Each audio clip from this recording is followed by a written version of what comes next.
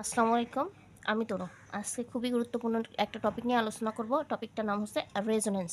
আমি জানি সামনেই ন্যাশনাল ইউনিভার্সিটির ফার্স্ট ইয়ারের পরীক্ষা এবং 7 কলেজের ফার্স্ট ইয়ারের পরীক্ষা আছে। জৈব রসায়নে এই রেজোনেন্স থেকে অবশ্যই কোশ্চেন আসে। আর এই রেজোনেন্স করতে গেলেই স্টুডেন্টরা কী করে, উলটপালট করে ফেলে। তাই এই রেজোনেন্সে হ্যাক করার জন্য আমি একটা সহজ টেকনিক নিয়ে আসছি। সেই সহজ টেকনিকটা আপনাদের সাথে শেয়ার করব। চলেন এখন এই রেজোনেন্স নিয়ে আমরা একটু পড়ালেখা করে আসি। তাহলে আমাদের টপিক হচ্ছে রেজোনেন্স, আর আমরা জানবো হচ্ছে রেজোনেন্সকে কীভাবে হ্যাক করতে হয়। হ্যাঁ, রেজোনেন্সকে কীভাবে হ্যাক করতে হয় এর নিয়মগুলো আমি বলে দিচ্ছি, যাতে পরীক্ষায় শর্টকাটে আপনারা অ্যান্সারগুলো করে আসেন। কারণ টাইম কম থাকে পরীক্ষায়, আর আমরা ওই টাইম মেনটেন করে হচ্ছে যদি অ্যান্সারটা করে আসতে পারি তাহলেই আমাদের জন্য ভালো হবে। সেক্ষেত্রে আমাদের টিচাররা দেখবে না যে আমরা এটা বুঝে করছি না না বুঝে করছি। ঠিক আছে, তাহলে আমরা চলেন প্রথমে আমি যদি একটু বলি রেজোনেন্সটা কি। আসলে রেজোনেন্সটা হচ্ছে কনজুগেটেড সিস্টেমে পাই বন্ধনের ডিলোকালাইজেশন। এখন দেখেন, কনজুগেটেড সিস্টেম সম্পর্কে তো আমরা জানি, এমনিতে আমরা যখন পড়ছি জৈব অণুতে ইলেকট্রনের সরণ, সেখানে ছিল আবেশী প্রভাব, হচ্ছে ইলেকট্রোমারিক প্রভাব, মেসোমারিক প্রভাব, হাইপার কনজুগেশন প্রভাব, আর একটা ছিল রেজোনেন্স। আমি আশা করছি আপনারা এগুলো সব জানেন। আমি এসব নিয়ে কোনো ডিটেলসে আলোচনা করব না, শুধু একটু জাস্ট বুঝাতে চাচ্ছি যে ডিলোকালাইজেশন কি। চলেন পাই বন্ধনের ডিলোকালাইজেশন বলতে কি বুঝি সেটা আমরা একটু জানি। তাহলে পাই বন্ধনের কি, ডিলোকালাইজেশন কি, এটা আমরা একটু জেনে নিই। দেখেন, আমরা এর আগে এরকম বন্ধন কিন্তু দেখছি যে কার্বন কার্বন দ্বিবন্ধন, তার সাথে আবার কার্বনের একক বন্ধন, তারপরে কি কার্বন কার্বনের আবার দ্বিবন্ধন, তারপরে আবার একক বন্ধন, এরকম কিন্তু আমরা দেখে আসছি। ঠিক আছে, তাহলে দেখেন তো এখন এই যে কার্বন কার্বন যে দ্বিবন্ধনটা রয়েছে এর ভিতরে কি আছে, এখানে ডাবল বন্ধন আছে, এখানে আবার একক বন্ধন আছে। হ্যাঁ, এখানে আবার ডাবল বন্ধন, এখানে আবার একক বন্ধন। এখন এই ডাবল বন্ধনে একটা হচ্ছে কি সিগমা বন্ধন আছে, একটা হচ্ছে পাই বন্ধন আছে। এখন এই পাই বন্ধনটা হচ্ছে দুর্বল বন্ধন।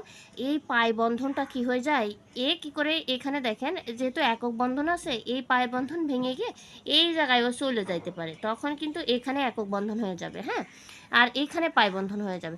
তাহলে এখানে যখন আবার এখানে এই ইলেকট্রন জোড়টা বা বন্ধনটা চলে আসলে এখানে আবার ডাবল বন্ধন হয়ে যাচ্ছে, তাহলে পরপর কিন্তু দুইটা কি আমার থাকতে পারবে না, ডাবল বন্ধন। সেই ক্ষেত্রে আমার এইখানে যে বন্ধনটা আছে পাই বন্ধন, ভেঙে এখানে চলে যাবে। অর্থাৎ এরকম যে আপনার পাই বন্ধনের ভাঙনটাকে আমরা বলতে পারছি যে এখানে ডিলোকালাইজেশন, অর্থাৎ পাই বন্ধনের যে ভাঙনটা দেখছি এটাকে আমরা ডিলোকালাইজেশন বলতে পারি। তাহলে এটাই হচ্ছে ডিলোকালাইজেশন। আমরা যে ধাপগুলো জানবো এগুলো আপনাদের অবশ্যই জানতে হবে এবং নিয়ম অনুযায়ী করতে হবে। তাহলে আমাদের চিত্র, আমরা যে রেজোনেন্সটা করবো, রেজোনেন্সের চিত্র সংখ্যা অবশ্যই করা হতে হবে, 5টা হইতে হবে। কয়টা চিত্র হইতে হবে আমাদের, অবশ্যই 5টা চিত্র হইতে হবে। এবার দেখেন এইগুলো আপনারা কিন্তু নোট করে রাখবেন, তাহলেই আপনারা কি হয়েছে বস হয়ে যাইতে পারবেন রেজোনেন্সের। ঠিক আছে, তাহলে 1 নম্বরটার বিপরীত হবে 5 নম্বরটা। ঠিক আছে, 1 নম্বরের যে চিত্রটা হবে সেটার বিপরীত হবে 5 নম্বরটা। অবশ্যই এগুলো আপনারা মাথায় রাখবেন। আর যখন আমি আপনাদের কি করাবো, উদাহরণগুলো করাবো, তখন দেখবেন আপনাদের কাছে ক্লিয়ার হয়ে যাবে জিনিসগুলো কি। এবার দেখেন 1 নম্বর দেখে দেখে 2 নম্বর লিখতে হবে। তাহলে 1 নম্বর যে চিত্রটা ওইটা দেখে দেখে কয় নম্বর লিখতে হবে, 2 নম্বর লিখতে হবে। আর 5 নম্বর যে চিত্রটা থাকবে সেটা দেখে দেখে কত নম্বর লিখতে হবে, 4 নম্বর লিখতে হবে। ঠিক আছে, তাহলে আমাদের 3টা কিন্তু পড়া হয়ে গেল, বাকি আর আছে একটা। দেখেন 3 নম্বরটা মাঝ বরাবর 2 পাশে হবে, অর্থাৎ আমরা এখানে কি করছি, বন্ধন নিয়ে কাজ করব। হ্যাঁ, তাহলে মাঝ বরাবর 3 নম্বর যে আমাদের চিত্রটা হবে সেই চিত্রের মাঝ বরাবর 2 পাশে ডাবল বন্ধন হবে। ঠিক আছে, তাহলে প্রথমটা আমাদের কি ছিল, চিত্র হবে 5টা, অবশ্যই কয়টা চিত্র হবে, 5টা। দ্বিতীয়টা কি ছিল, 2 নম্বরটার 1 নম্বরটার বিপরীত হবে 5 নম্বরটা। তারপরে কি 1 নম্বর দেখে দেখে লিখতে হবে 2 নম্বর, আর 5 নম্বর দেখে দেখে লিখতে হবে আমাদের 4 নম্বর। আর 3 নম্বরটা কি হবে, মাঝামাঝি 2 পাশে হয়ে যাবে। আর কিছু কথা আমাকে বলা লাগবে, সেটা হচ্ছে 1 নম্বর এবং 5 নম্বরের উপরে আমি যে চিত্রটা আঁকবো, 1 নম্বর এবং 5 নম্বরের উপরে কি করতে হবে, উপরে আমাদের একক বন্ধন দিতে হবে। আর মনে করেন 2, তারপর 3, 4 এদের উপরে কি হইতে হবে, ডাবল বন্ধন হইতে হবে। আর আমাদের প্রত্যেকটা যে চিত্রগুলো হবে সবার মাঝে এই 2 পাশের অ্যারো চিহ্নটা আমাদের ইউজ করতে হবে। এখন দেখেন আমি যদি একটু চিত্রটা আপনাদের দেখাতে যাই, মনে করেন এই যে আমার চিত্রটা আমি একটু আঁকায় রাখছি, মনে করেন। হ্যাঁ, আমি যাতে আমি সহজে আপনাদের দেখাইতে পারি সেই জন্য মনে করেন চিত্রটা আঁকায় রাখছি। এখন আমাদের বলছে কয়টা চিত্র হবে, আমাদের চিত্র হবে 5টা। তাহলে দেখেন তো 1টা 2টা 3টা 4টা এই 5টা, যেহেতু চিত্রগুলো দেখতে ভালো হয়নি তাও আপনারা একটু বুঝে নিন। তাহলে চিত্র হবে আমাদের 5টা। এবার 2 নম্বর যে সত্যটা, 1 নম্বর সত্যটা ফুল অ্যাপ করে ফেললাম। এবার বলছে 1 নম্বরটার বিপরীত হবে 5 নম্বরটা। তাহলে এই যে 1 নম্বর, এটা যদি আমি 1 নম্বর দিই, এটা 2 নম্বর, মনে করেন এটা 3 নম্বর, এটা হচ্ছে 4 নম্বর, এটা হচ্ছে 5 নম্বর। তাহলে এই 1 নম্বরটার বিপরীত হবে একদম 5 নম্বরটা। অর্থাৎ কিভাবে দেখেন, এখানে যদি মনে করেন, দেখেন এখান থেকে যদি আমি বেঞ্জিন বলয় আঁকতে চাই, এখানে যদি ডাবল বন্ধ দিই তাহলে এটা আমার খালি থাকবে, এটা আমার লিখতে হবে এভাবে, আর এখানে একটা থাকবে। তাহলে এইটা যদি আমার 1 নম্বর হয় তাহলে বিপরীত হইতে হবে আমার এটা। তাহলে আমার এখান থেকে বন্ধনটা শুরু করতে হবে। দেখেন এখান থেকে এই তাহলে দেখেন তো 1 নম্বরটার বিপরীত কি হয়েছে, 5 নম্বরটা হয়েছে। অর্থাৎ আমি বলতে চাচ্ছি যে 1 নম্বর যদি আমি এই পাশে দ্বিবন্ধন দিই তাহলে আমার 5 নম্বরটা এই পাশে দ্বিবন্ধন দিয়ে শুরু করতে হবে।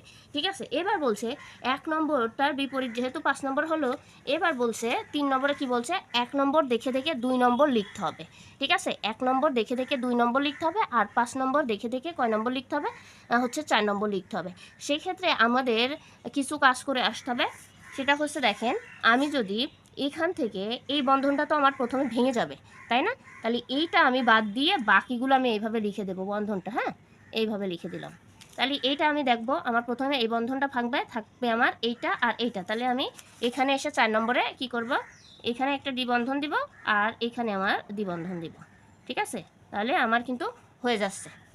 দেখেন তো এটা যদি আমি বাদ দিয়ে দিই তাহলে আমার থাকছে কি, এখানে একটা বন্ধন থাকছে আর এখানে একটা বন্ধন থাকছে, আর এই বন্ধনটা যেহেতু আমার শুরুতে ভেঙে যাবে তাহলে আমার থাকবে এইটা আর এইটা। আর 3 নম্বরে আমার কি বলছে দেখেন, 3 নম্বরটার মাঝ বরাবর দুই পাশে থাকবে, অর্থাৎ এখানেও থাকবে আর এইখানে থাকবে বন্ধনগুলো। আশা করি আপনাদের কি করতে পারছি, বোঝাইতে পারছি। আশা করি আপনারা বুঝছেন যে কি হলো। এই যে আমি 5টা নিয়ম বললাম, এই 4টা নিয়ম বললাম, যে প্রথমটা বলছিলাম 5টা চিত্র হইতে হবে, তাহলে 5টা চিত্র হয়ে গেছে আমাদের। তাহলে বলছি 1 নম্বর হবে 5 নম্বরের বিপরীত। ঠিক আছে, তাহলে এই বিপরীত হইলো। এখন বলছে যে 5 নম্বর দেখে দেখে 4 নম্বর লিখতে হবে, আর 1 নম্বর দেখে দেখে কি 2 নম্বর লিখতে হবে। সেক্ষেত্রে আমাদের যখন যাব তখন আমার কি হবে, এই 1 নম্বরটার এই বন্ধন আমাদের তো ভাঙবে, ভেঙে এই অবস্থায় তৈরি হয়ে যাবে। আমি পরবর্তীতে এটা দেখাচ্ছি। তারপরে কি হয়ে যাবে, এই 4 নম্বরের শুরুর বন্ধনটা ভেঙে এরকম হয়ে যাবে। হ্যাঁ, এই যে 5 নম্বরের এই বন্ধনটা আমার ভেঙে এরকম হয়ে যাবে দেখতে। ঠিক আছে, আর 3 নম্বরটা কি হবে, মাঝ বরাবর হবে। ঠিক আছে, তাহলে এই পর্যন্ত আশা করি বুঝছেন। এবার দেখেন আমাদের আরও কাজ করতে হবে। সেটা কি বলছে, 1 নম্বর এবং 5 নম্বরের মাথায় কি হবে, একক বন্ধন হবে। এই যে মাথায় কি হবে, একক বন্ধন হবে। ঠিক আছে, তাহলে এই একক বন্ধন দিলাম। এবার আরেকটা বলছে যে 3 নম্বর 2 নম্বর এবং 4 নম্বর, অর্থাৎ এই হচ্ছে 2 নম্বর, এই 3 নম্বর, এই 4 নম্বর, এদের মাথায় কি ডাবল বন্ধন হবে। তাহলে দিলাম ডাবল বন্ধন। দেওয়ার পরে বলছে কি, আর একটা কথা বলছে যে এদের প্রত্যেকের মাঝে এরকম তীর চিহ্ন হবে। ঠিক আছে, অর্থাৎ এটা থেকে এটা হবে, এটা থেকে এটা হবে। ঠিক আছে, এরকম কি হবে, তীর চিহ্ন হবে। আশা করি এই যে 5টা নিয়ম, এই 5টা নিয়ম আপনারা বুঝতে পারছেন। সবার ক্ষেত্রে কিন্তু এই সেম নিয়ম হবে, চিত্র হবে 5টা। 1 নম্বরের বিপরীত হবে 5 নম্বরটা, 1 নম্বর দেখে 2 নম্বর লিখতে হবে, 5 নম্বর দেখে 4 নম্বর লিখতে হবে, 3 নম্বরটা মাঝ বরাবর হবে। আর কি, আর হচ্ছে 1 নম্বর এবং 5 নম্বরের মাথায় একক বন্ধন হবে, আর হচ্ছে 2 3 এবং 4 নম্বরের উপরে হচ্ছে ডাবল বন্ধন হবে। আর প্রত্যেকটা যে আমি 5টা চিত্র আঁকালাম সবার কি হবে, এই অ্যারো চিহ্ন হবে। সবার মাঝখানে কি চিহ্ন হবে, এই অ্যারো চিহ্ন হবে। এবার আমাদের কিছু কথা আছে, যেই কথাগুলো এখন আমাকে বলতে হবে। সেই কথা হচ্ছে, আমরা আগেই পড়ে আসছি যে বেনজিন বলয় সক্রিয়কারীমূলক এবং বেনজিন বলয় নিষ্ক্রিয়কারীমূলক। অর্থাৎ যারা বেনজিন বলয়কে কি ইলেকট্রন দান করে, যেসব মূলক বেনজিন বলয়কে ইলেকট্রন দান করতে পারে তাদেরকে কি বলা হয়, আমরা বেনজিন বলয়ের সক্রিয়কারীমূলক বলে থাকি তাদেরকে। আর যারা বেনজিন বলয় থেকে আরও ইলেকট্রন নিয়ে নেয় তাদেরকে আমরা বলি নিষ্ক্রিয়কারীমূলক। বেনজিন বলয়কে সক্রিয়কারীমূলক এবং নিষ্ক্রিয়কারীমূলক বলতে আমরা বুঝেছি যারা বেনজিন বলয়কে, অর্থাৎ এই দেখেন এই বেনজিন বলয় তো এরকম, এই বেনজিন বলয়কে যেসব মূলক কি করবে, ইলেকট্রন দান করবে। অর্থাৎ ওই মূলকটা মনে করেন OH রয়েছে, এর তো মনে করেন অক্সিজেনের 2 জোড়া ইলেকট্রন আছে, এ যদি 1 জোড়া ইলেকট্রন এই বেনজিন বলয়কে দিয়ে দেয়, অর্থাৎ যারা এই বেনজিন বলয়কে ইলেকট্রন দিবে তারা হচ্ছে বেনজিন বলয়কে কি করলো, সক্রিয় করলো।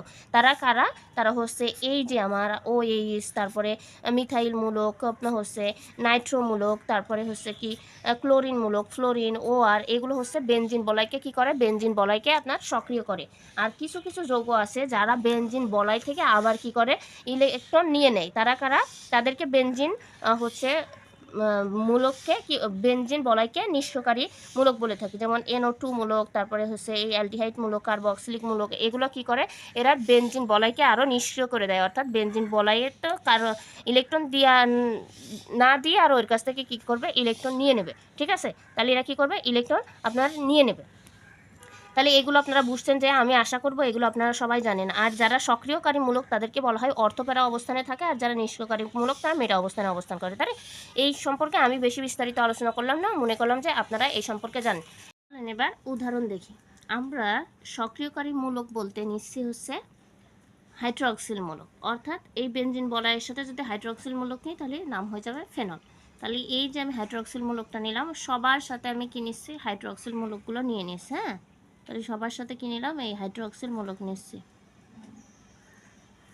সাথেও নিলাম, এবার এর সাথেও নিয়ে নিলাম। ঠিক আছে, এবার দেখেন এই যে প্রথম যে আমি হাইড্রোক্সিল মূলকটা নিলাম, এই অক্সিজেনে আমরা জানি যে 2 জোড়া মুক্ত জোড় ইলেকট্রন থাকে।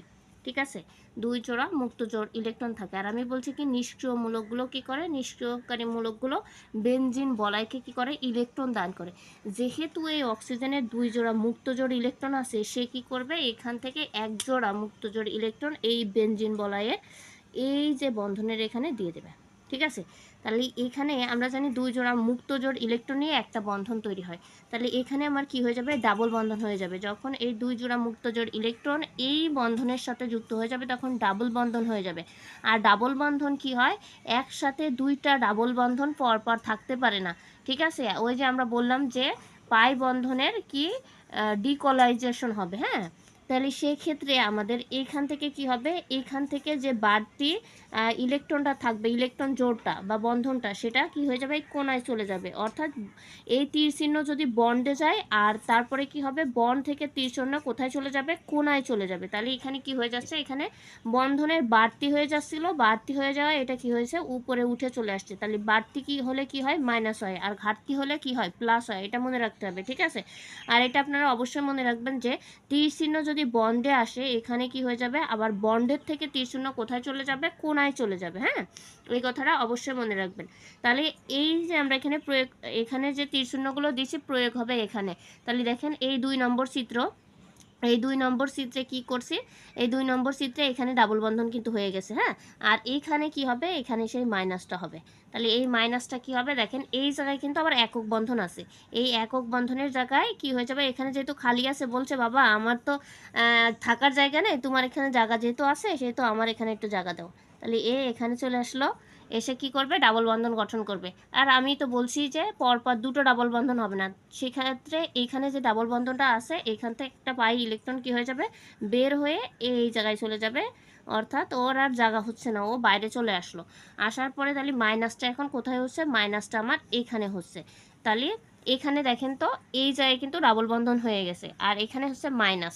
এই মাইনাস দেখেন তো এই জায়গায় যে বন্ধনটা রয়েছে এটা এবার একক বন্ধন রয়েছে। সে আবার বলতেছে আমার তো যাওয়ার জায়গা নেই, আমি তো ঘরহীন অবস্থায় আছি, তাহলে তোমার এখানে যখন জায়গা আছে আমার একটু থাকতে দাও।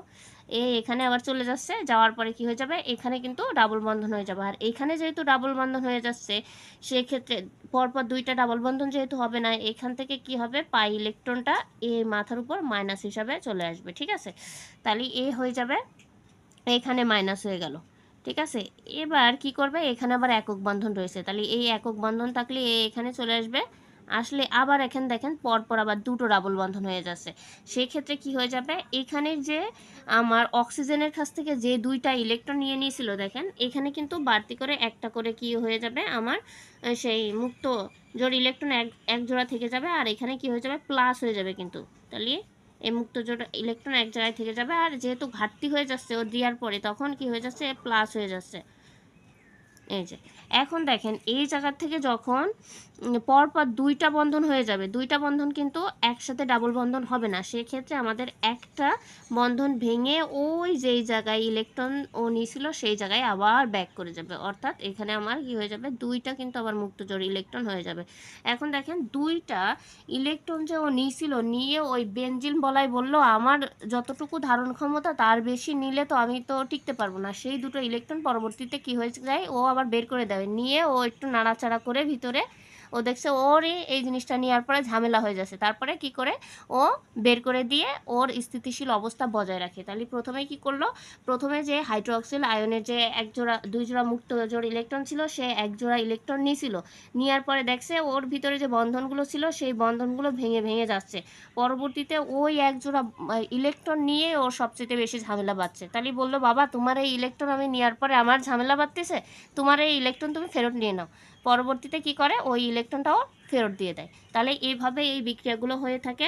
এটা হচ্ছে বেনজিন বলয়ের কি সক্রিয়কারী মূলক। কারণ কি, বেনজিন বলয়কে হচ্ছে এই মূলকটা কি দিছিল, ইলেকট্রন দিছিল, দিয়ে এর বন্ধনগুলো এক জায়গায় থেকে আর এক জায়গায় করে দিয়েছে সবগুলো। তাহলে একে বলা হচ্ছে বেনজিন বলয়ের সক্রিয়কারী মূলক। ঠিক আছে?